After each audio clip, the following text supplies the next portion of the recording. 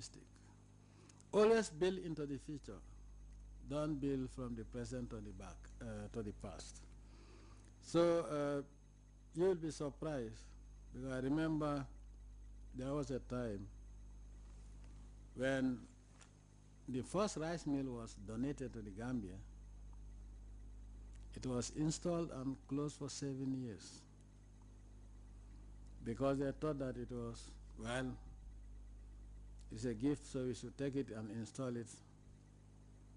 But the capacity of the Gambian farmers is not there to make it operational. But if you ask them this question, why, they cannot tell you. If you are making an analysis of a situation of any particular activity, ask yourself this question: why? If it is big, if it has a big market, ask yourself why. If it is a small market, also ask why. But there are also, in trying to answer the question why, certain factors that you have to look for. If the market is small, what is responsible? Is it the quality, the quantity, or the price? Because the quality would affect the market demand. The price is a bigger determining factor. And so when you look at the price, vice versa, the product that will be, the end product that will come out of it and its market value, then you will know why it is small or big. We have seen so many farms, poultry farms, come up in this country, only to appear on TV twice and then collapse big time. You know of a poultry farm where they were even growing turkeys in this country, rearing turkeys, ducks, and geese. One day they were just wiped out of the market.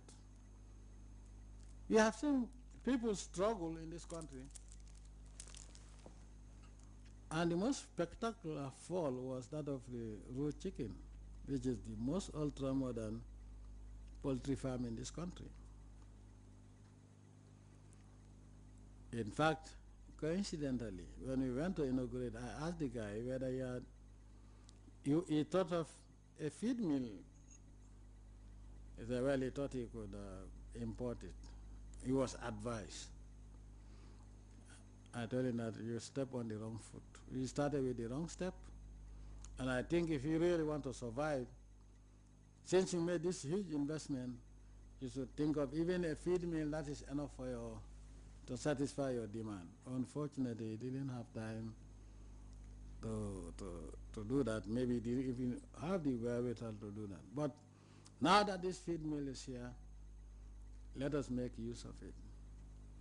There's only one thing government can do: create the conducive environment.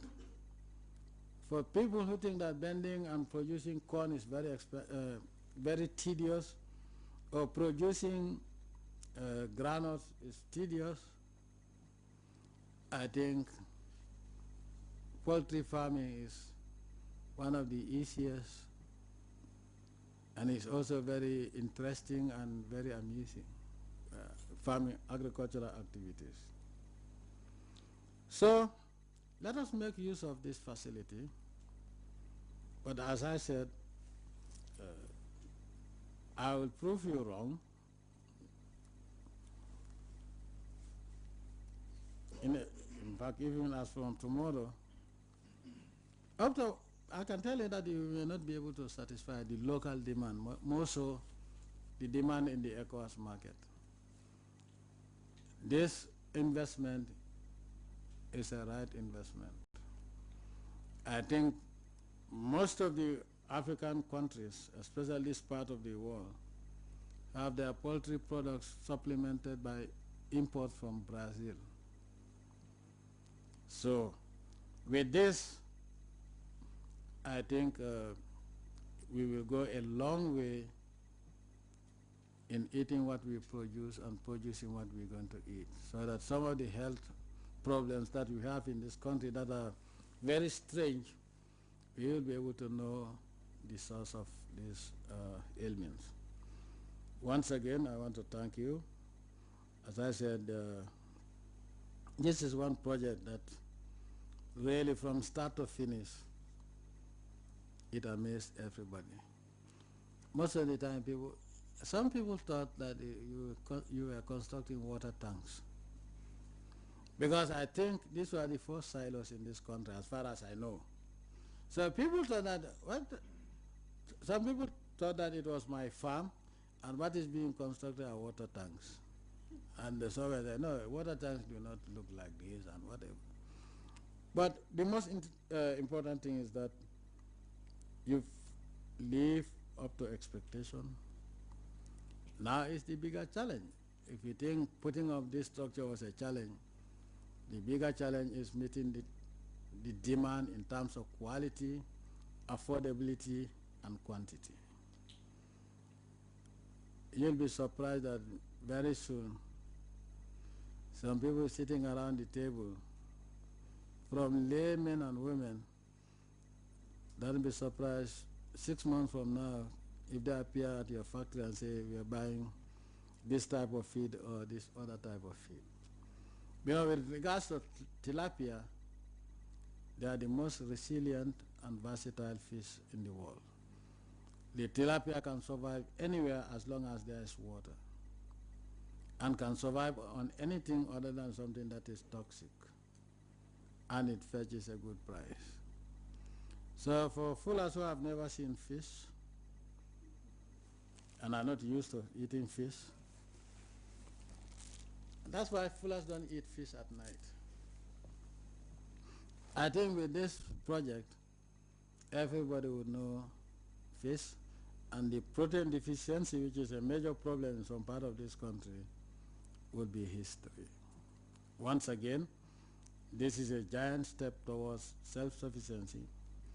And as I always say, I didn't study economics, but I know that you cannot have a sustainable economy based purely on agricultural produce if this agricultural production is not backed by agro-industry and irrigation. So for us to have a sustainable economy that is resilient, we must industrialize. And this feed mill is one giant step towards that objective. No matter what we do, without industrialization, our economy cannot be classified as sustainable and guaranteed, because external shocks can put our economy, God forbid, in jeopardy. People, when the IMF and the World Bank praise the Gambian economy, which appears to be a miracle to most African countries, people ask me, what secret commodity do we export? We must be mining secretly without telling people. It's an open secret why our economy is resilient. One, it is not based on stocks, but more importantly, the fact that our economy is stable is because whereas things went down, agricultural production went up. There was a bumper harvest. And this cushioned all the shocks that would have wiped out our little economy. So when I was telling people, let's go back to the land, people who don't know anything about themselves, more so about the world, thought that, oh, this government has nothing to offer but to turn every Gambian into a farmer. If there wasn't a big response to the call to go back to the land in 2008, 2009, and 10, our economy wouldn't have been what it is today. So agriculture is indispensable. So once again, I want to wish you all the best, and look forward I'm looking forward to see what Ambassador Ans was bragging about, that you are up to something bigger than that he doesn't want to say here.